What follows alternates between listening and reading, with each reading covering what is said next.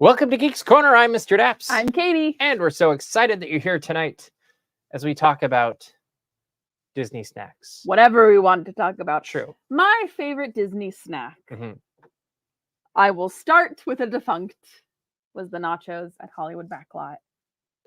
Followed by the also defunct steak nachos at Lamplight. But if I have to get one that exists in the park today, a Mickey pretzel. Okay. Yeah. But Which kind? like a regular. Okay. Go to GEEK Corner, get a Mickey pretzel. Okay. And like he's salty. You eat his ears. It's great. Okay. It's great for everybody. What would yours be if you could get it today? Cup of coffee doesn't count, does it? No. Okay, so not a cup of coffee. Disney snack. It's like the chicory cold brew to me is a snack, and that would be off the top of my head something I really enjoy. I like the pretzels at Sonoma Terrace. Sonoma Terrace, yeah. I like probably go with that. Yeah, but all over everything, I would love the nachos from Hollywood Backlot. Yeah, those are that good. They had like 2 years ago. They disappeared. They were the best. They're I miss them long gone so much. If I wasn't buying them enough, Disney, let me know. I'll fix it. I'll buy them more. And it seemed like people were buying them. Yeah. So I don't know. Yeah. So good. Okay. Well, speaking of things that were good, before we get into that, what should people do, Katie? You should go into the chat and tell us what your favorite Disney snack is. Don't make fun of my weird accent tonight because I already recognize that I've had an accent on like 8 different words. So don't do that. Unless you can define it. Like define what my accent is? Yeah. I would actually love if someone could define my accent because I should not have one at all. Like I have lived in Southern California my whole life. My parents have lived in Southern California their whole life. My grandparents have lived in Southern California. Like I should not have an accent. So if anyone can figure out where it's from, that'd be cool. But yeah, go in the chat. Tell us your favorite Disney snack.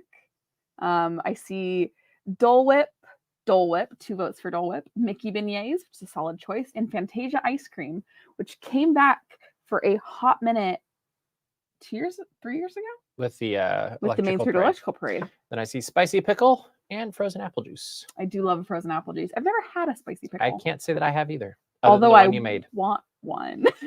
There you go. There you go. All right, we're going to move away from Disneyland for a little bit, and we're going to head on over to Knott's Scary Farm. Not Knott's Berry Farm right now, but Knott's Scary Farm, where we attended the opening night on Thursday night and had a good time, I think. A few good scares.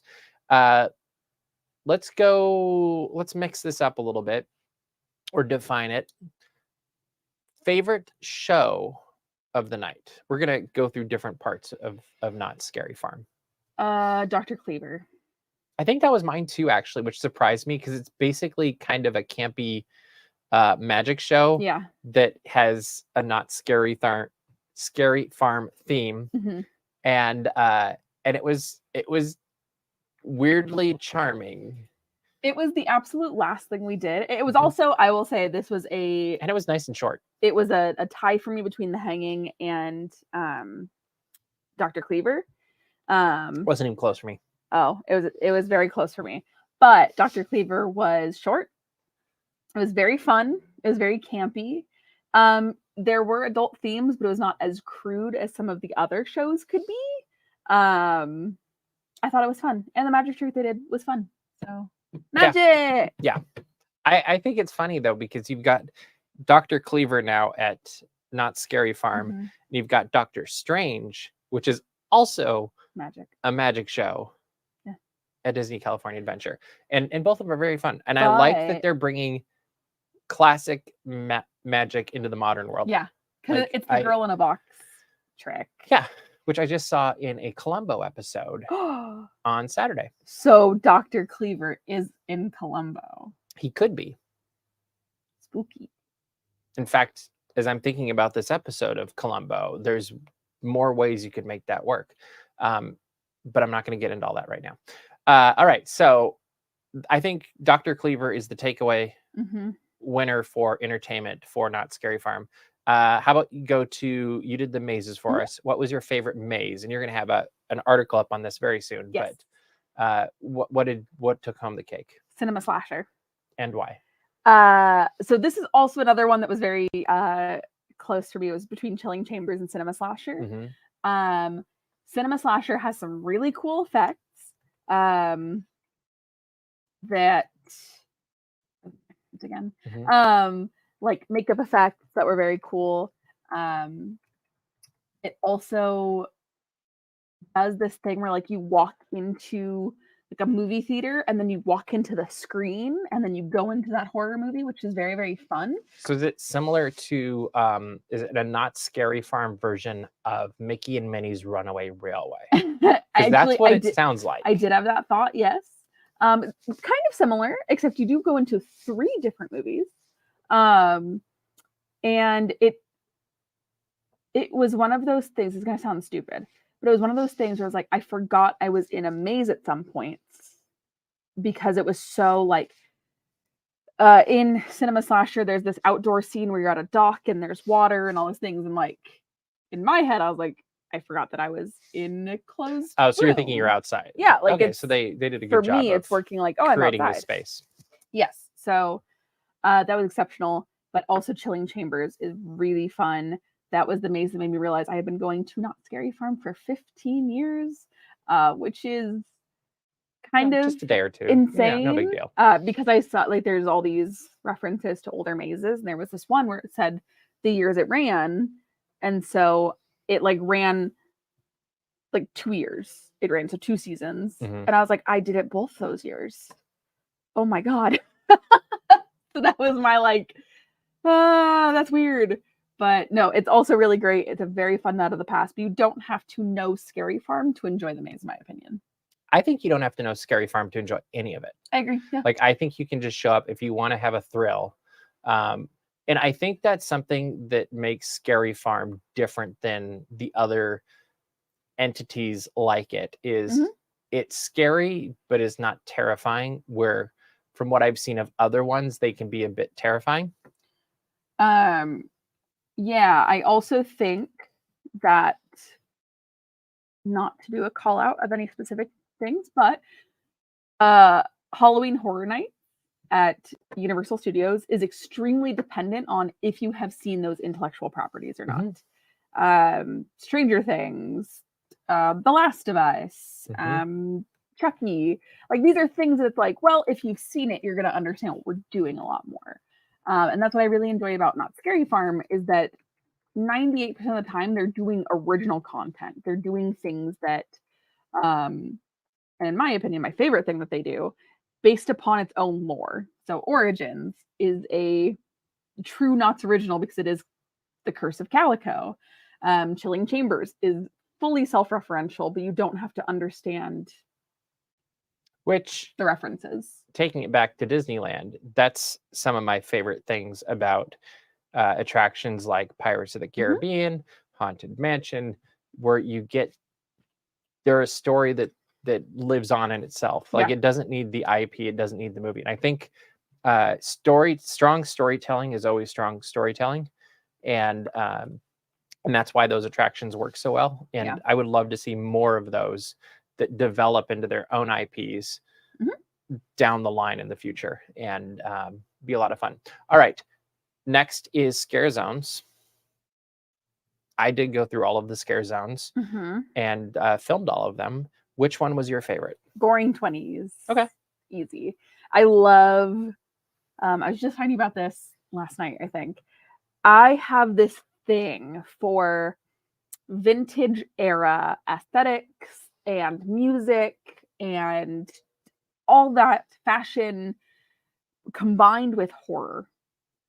So it's why the Fallout series is my favorite video game of all time, because it's all retro 50s.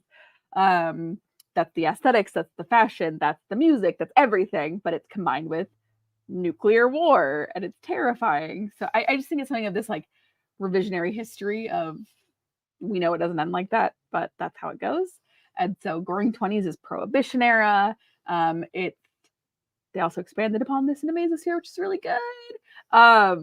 There is a devil's elixir that is they're making it because of prohibition and people are drinking it and it's turning them into monsters effectively. Which I tried and it was okay. I did not have any devil's elixir and I should have. I didn't actually see it the night we were there. I saw it during the preview night. Oh, if I'd gone looking for it, I think I could have found Probably. it. It's just very fun because you have the combination of like flapper girls and gangsters and the people that are like, help me, I don't want this. And then the people that are like, hey, what are you doing? Like, it's fun. It's a good time. Fun. It is I fun. love Goring 20s. And I will always like Ghost Town Streets. Like, Yeah. that's just, it's classic. It's fun. It's spooky. It's got fog everywhere. Best pictures come from there, in my opinion.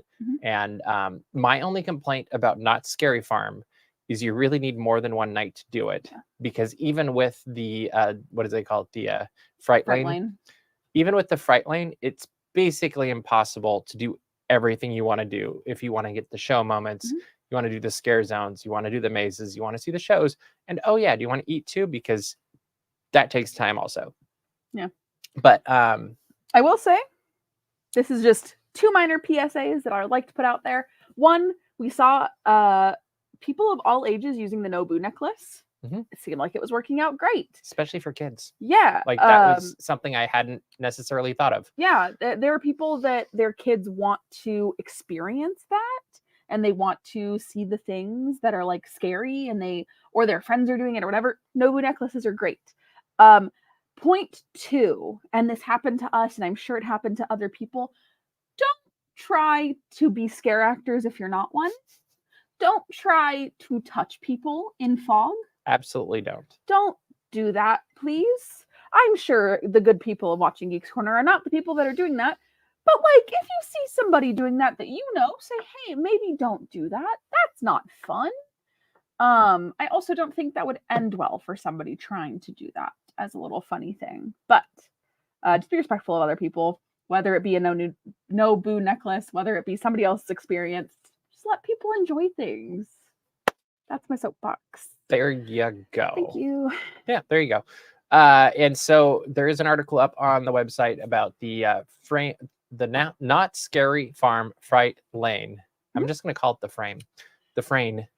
Yeah. That's, whatever. Typing it was very hard. I had to check it every single time. But check it out. Probably worth getting. But I think it is. Read the review and decide for yourself. I also give you a tip on how to save some money if you do want to get the Fright Lane. So I personally recommend it for the way that I like to do Knott's Scary Farm. You can read my review and decide if that's the way that you want to do Knott's Scary Farm. There you go. All right, moving away from Knott's Scary Farm and back over to Disneyland. This weekend, we got to stop by Disneyana and spend some time with Bret Iwan, the voice of Mickey Mouse, who also happens to be an incredible artist. We bought a couple pieces of his art, got it signed. You could have 2. Make sure you watch his Instagram because he always has where he's appearing show up next. We've also got an article about it up on the website you can check out as well. But what was your quick feelings about visiting Bret in Disneyana? Obviously, Bret Iwan is a friend of Geeks Corner. He has been on before. He is a lovely human being. And I think that was my takeaway, is just that even watching him interact with other guests, doing signings, all of those things, he's so gracious. He's very funny. He's very kind. It's everything that you would want an experience with the voice of Mickey Mouse. He's kind of Mickey Mouse. Like it is funny because he is a little bit of that character. He is. Yeah. He's very much like leader of the pack, gets things done, but also includes other people and is very kind. The art that he was signing was the National Parks series that he has done. So we do have something coming to the set very soon. We just need to get it framed and figure out where it's going. It's I have thoughts. Bigger than we expected it to be, which is exciting. But yeah, no, he's just lovely. And it was so fun. We got to introduce a friend of ours to Bret, and it was very funny to watch him walk away from the experience and be like geeking out. Oh my God. Yeah. Whoa, he's actually like that. I'm like, that's real life. Yeah. He's just fun. So yeah, that was my takeaway.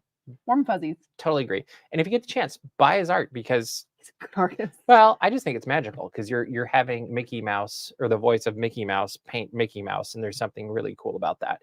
And yes, he's a very good artist. And if you might have seen it during the pandemic, if you saw over my shoulder on some of the shows when we were doing the show from our offices, I believe there was a drawing that Bret did for me very early on of Mickey Mouse that might have been in a couple of the shots. I don't know. Maybe I'll take a picture of it and show you all.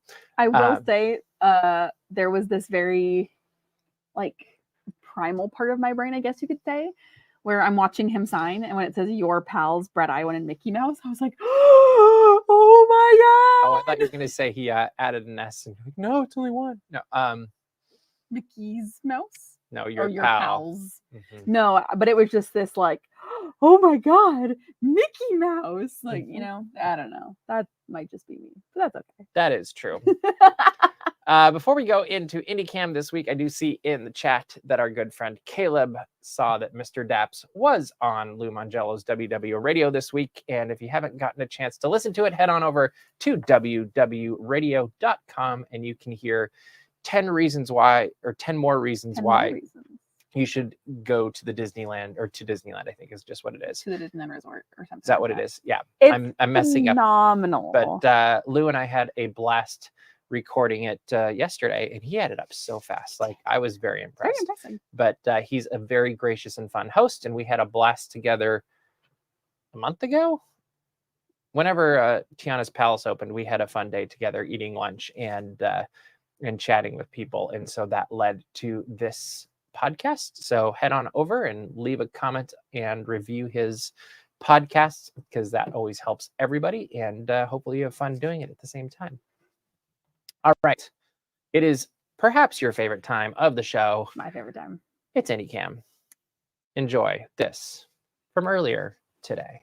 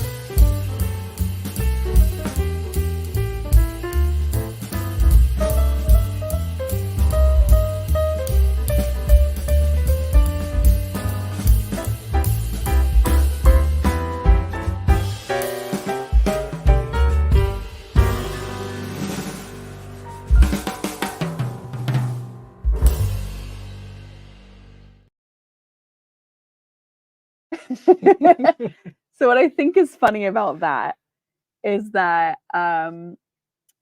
his grandma bought a skeleton and a pumpkin little toy. And Indy got first pick of which one he wanted. And then his cousin Desi got the other one. She had hers ripped up in 12 hours, maybe. Like, she just had to dispose of the carcass because it was gone. And his pumpkin is still fully. Oh yeah, he loves it. Yeah, he treats it very kindly and respectfully. Also, yes, his ears are very floppy. I'm very glad he did not get his dad's satellite ears, because his dad's ears are huge. Just like. So the thing with Indy is every day, all of his toys end up in the kennel or in this basket. And every day he's like, oh no, they can't stay in the kennel. I'm going to take them out one by one and put them everywhere. And so you find them everywhere. They're in the living room, they're in the kitchen, sometimes they end up in the backyard. You don't know. But it's his banana, it's his pumpkin, it's his octopus. It's like. So this week I was having a very hard time because I usually try to get about a minute of Indy doing one thing for IndieCam, and he was not cooperating at all, which might have been the theme of the week. And finally today I was working and I noticed he was goofing off, and so I started filming him, and then he stopped and he just stared at me, which that one didn't end up because that was only 15 seconds. And I was like, well, that's not an indie cam. And then he started doing, like, I noticed him like laying and starting to look at the toy again. I'm like, oh, I think he's about to do something. And so I started it over, and that's what you got today. I love that you got, I sent Taryn a photo last night because I am soup sitting for them this week for a little Panera Black Bean soup. But I sent a photo of Indy because he was laying on his back trying to play with toys. And I'm like, kid, that doesn't work like that. So he does his thing. I'm very glad that you got video of that because it was so funny because he wants to lay on his back weirdo and play with toys. He doesn't want to flip over. Oh no. All right. Soup sitting. We got a new Doctor Who trailer this week for the 60th anniversary specials. There's 3 episodes actually. And what did you think? Actually, first give your Doctor Who background and then share what you thought of it, just because I think that opens up things. Cool. I was a chronically ill teenager. And so what I did most of the time, because I was not out having fun, was watched all of TV shows. So Doctor Who was one of them. I watched up to what had existed at the time, which I think was end of David Tennant, beginning of Matt Smith, would have been when I was in high school. I didn't really care for Matt Smith as a doctor. I loved David Tennant, which I know is a very common opinion, is like, I kind of fell off Doctor Who after David Tennant. But that is. And then what did you think of the trailer? I did have to ask questions because it has Which been were answered. 10 years. Like, I didn't actually need to answer them. It has been 10 years since I really watched more than 10 years. Like 13. Mm-hmm. But they were answered very quickly. It's fun to see the dynamic of the 10th Doctor and Donna Noble return. I also love Donna Noble. Technically the 14th Doctor now, which is a weird. Yes, but it's like, I'm noticing that's in all of the materials that are going out. They're like, it's the 14th Doctor. And I'm like, there's a reason they're saying this. I feel like. I'm sure. But it's maybe just for numbers. Who knows? I love Donna Noble as a companion, so I think that it's just very fun. I also think that Neil Patrick Harris is very captivating as a Doctor Who villain. He's a very good villain. I'm way more intrigued by that than I thought I would. I just love the stereotypical nice guy playing a villain. I think David Tennant is one of the best Marvel villains to exist ever because he's so like, you're like, oh, it's David Tennant. He's nice, but he's like creepy and evil. So I'm very excited to see Neil Patrick Harris as a Doctor Who villain because I'm like, oh my God. His accent's hilarious. It is. Like, I think that's great. I predict, and I'm seeing it in the chat also, that there are going to be a lot of tears. Get your tissues. Throughout maybe just the 3rd episode of the special, but probably all 3. Like, I think they're going to set the whole thing up and then just hit us hard on the head. But also the 14th Doctor reveal at the end of the trailer. 15th. 15th. I think so. Anyway, and so good. I will say I'm almost caught up on Doctor Who.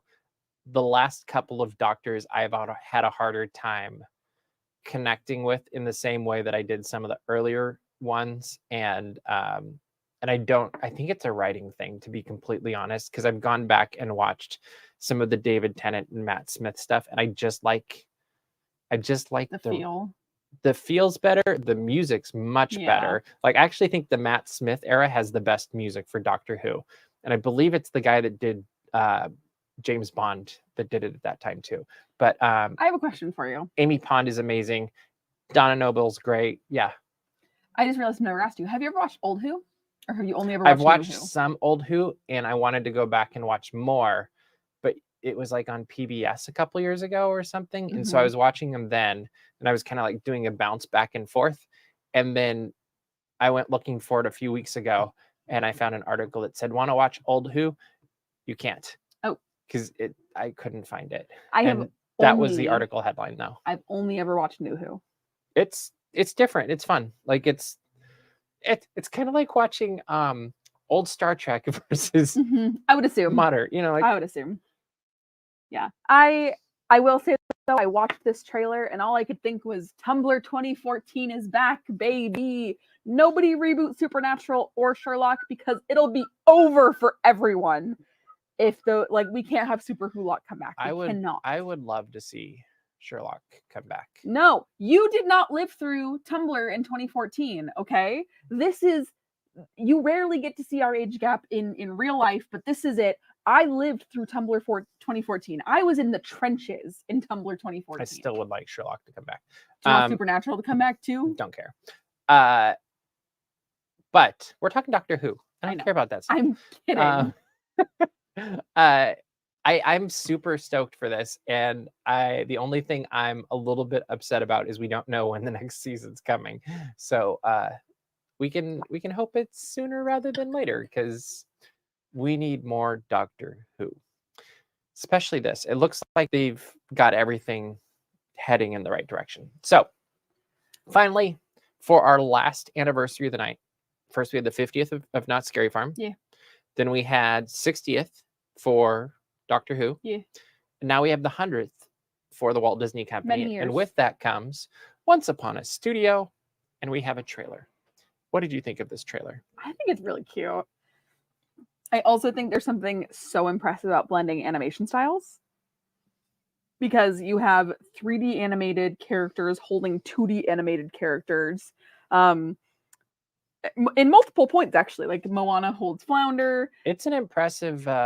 Louisa holds Noah's favorite, Home on the Range, which we're not going to talk about. I just hope there's some behind-the-scenes making-ofs at some point that are much longer than the actual short. I would love that. Because I feel like you could almost do like a motion picture-length documentary on the making of Once Upon a Studio.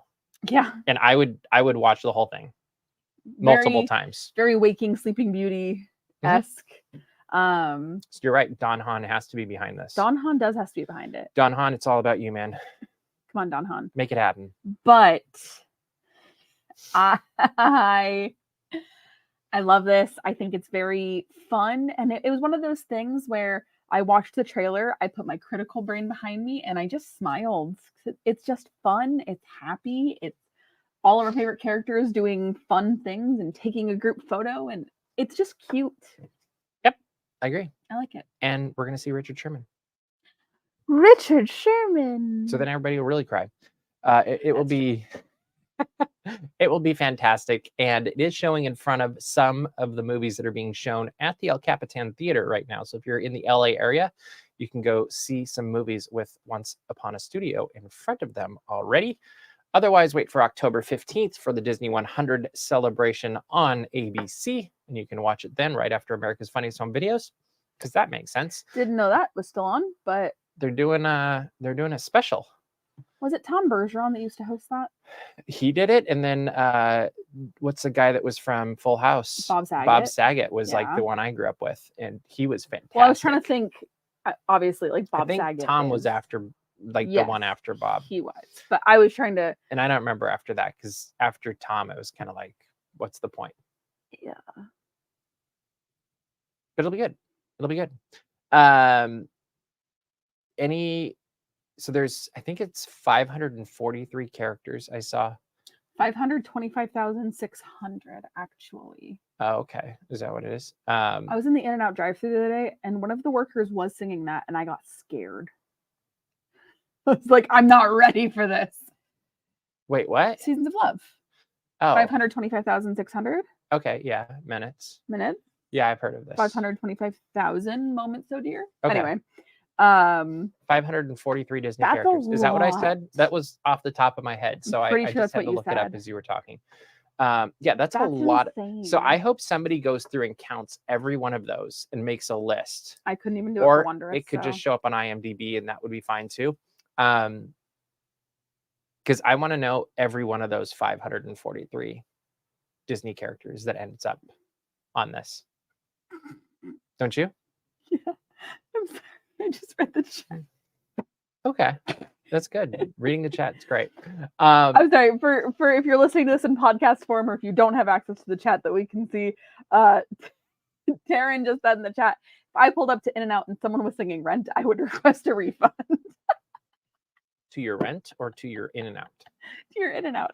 We are in Geeks Corner Plus time now. If you have any questions you'd like us to respond to, let us know in the chat, and we will be keeping our eyes open at that for the next couple of minutes. The whole title song is that they're not going to pay rent. So how would they get a refund on their rent if they're not going to pay it? Because most people are paying their rent.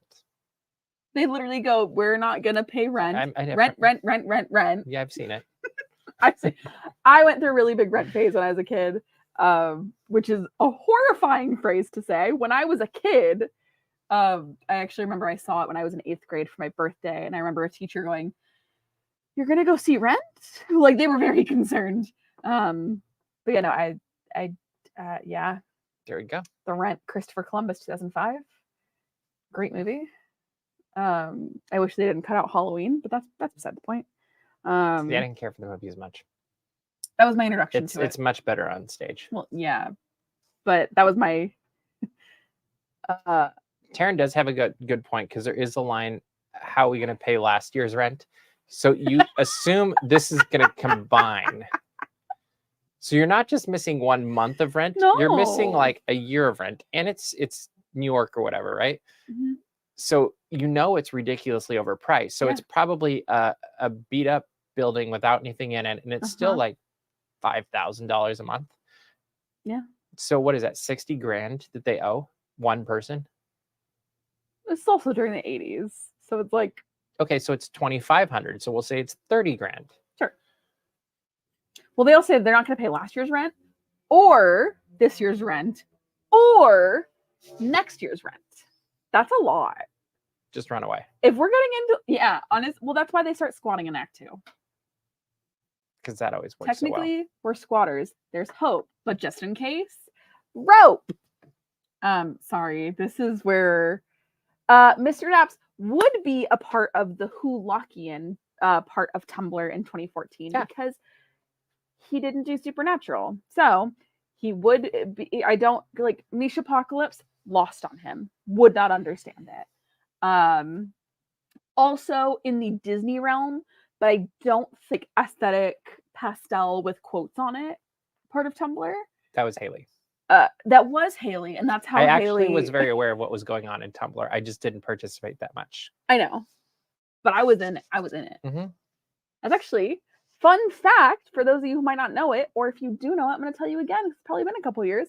That is how Haley Epperson and I met. Is that she was very big on Tumblr, Tumblr famous, as the kids called it. I found out that she was in Southern California. We attended a high school theater festival at the same time.